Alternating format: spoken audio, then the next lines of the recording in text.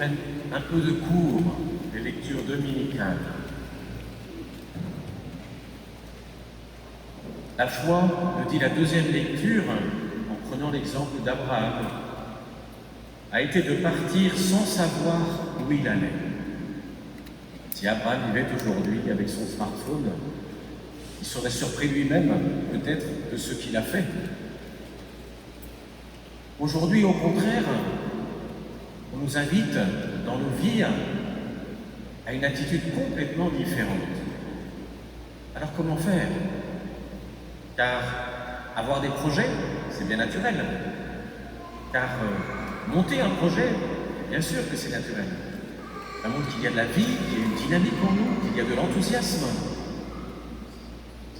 Et puis de l'autre côté, le Seigneur qui, dans la foi, me dit, suis-moi. Il dit, oh là là, ce mon Dieu, il est dangereux.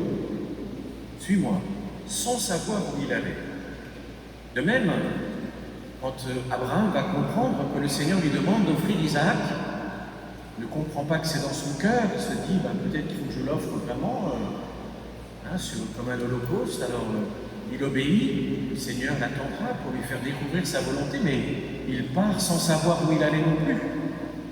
Sarah, quand elle apprend à son âge si avancé qu'elle aura un enfant, si vous vous souvenez dans la Bible, le reste, elle rigole quand elle entend ça.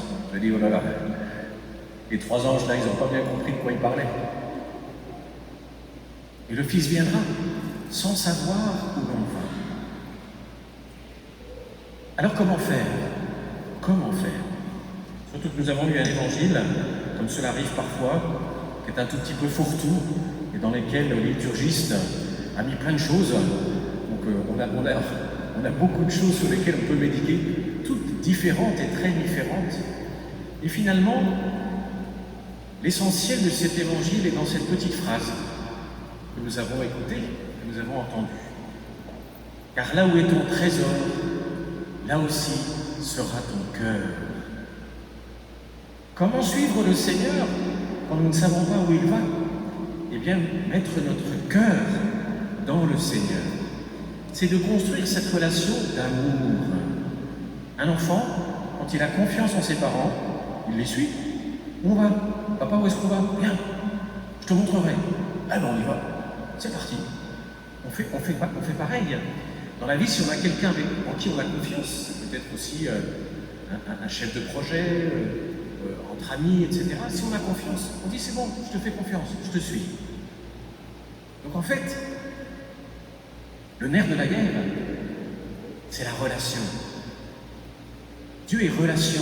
Il s'est révélé à nous, Père, Fils et Saint-Esprit. Il s'est révélé communion d'amour, de lumière, unité de vie. C'est pour ça que nous sommes faits pour être en relation, parce qu'il nous a créés à son image. Et dans la relation avec Dieu, c'est pareil. Il va falloir progressivement, lentement, entrer, nourrir cette relation. Elle est la clé de tout. C'est la clé de voûte de notre relation au Seigneur. C'est pour ça que la messe dominicale est importante, parce que nous venons renouveler notre cœur.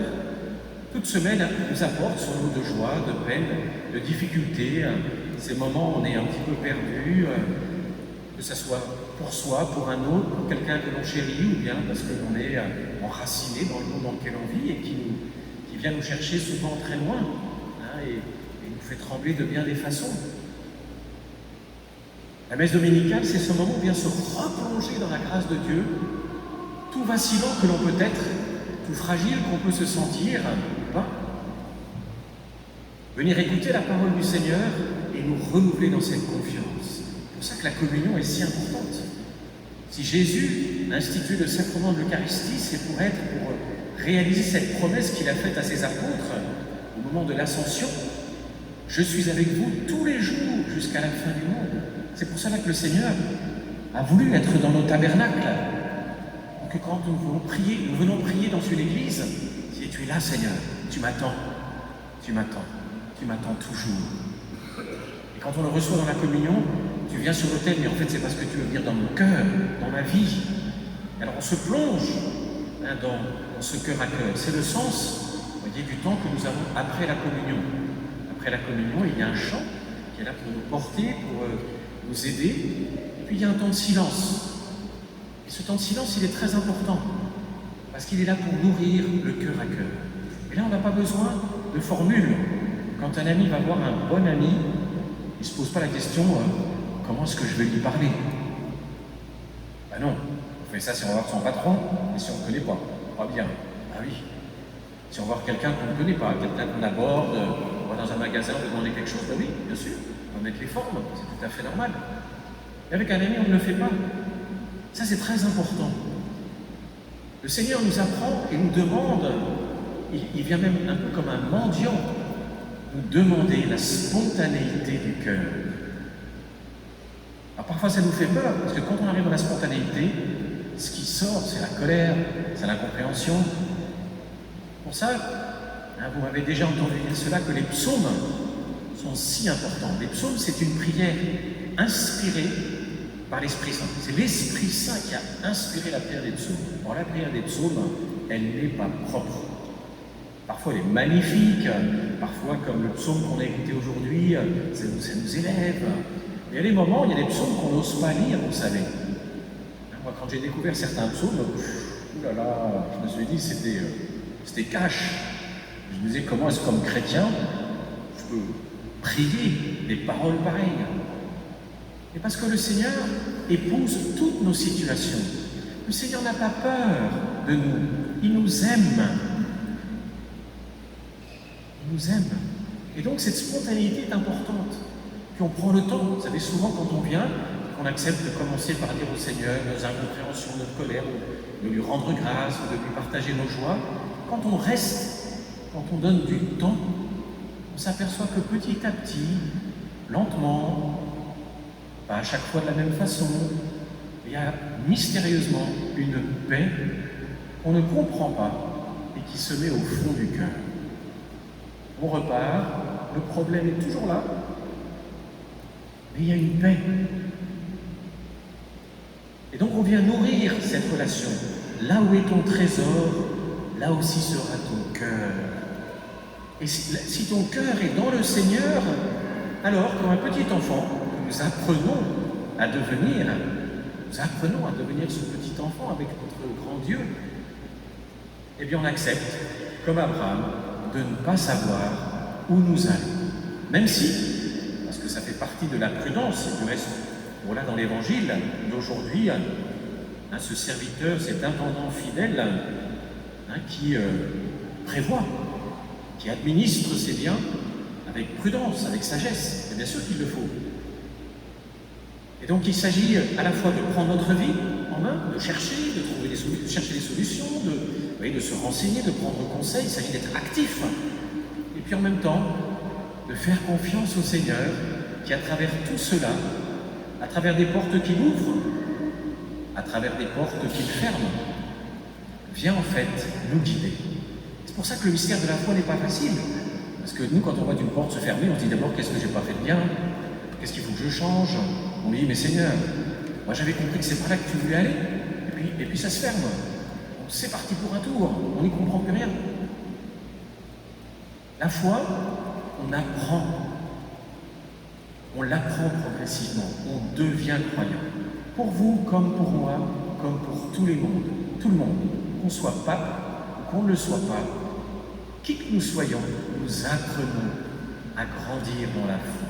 Même si la foi nous a été donnée au baptême, la foi va grandir avec nous comme une plante, une semence. C'est pour ça qu'on a ça dans l'Évangile, qu'on va semer en terre et puis elle va frayer son chemin dans la terre d'abord, et puis elle va arriver au soleil, et puis elle va grandir. Et on sait très bien qu'il y a des grosses chaleurs comme en ce moment, enfin tout n'est pas facile.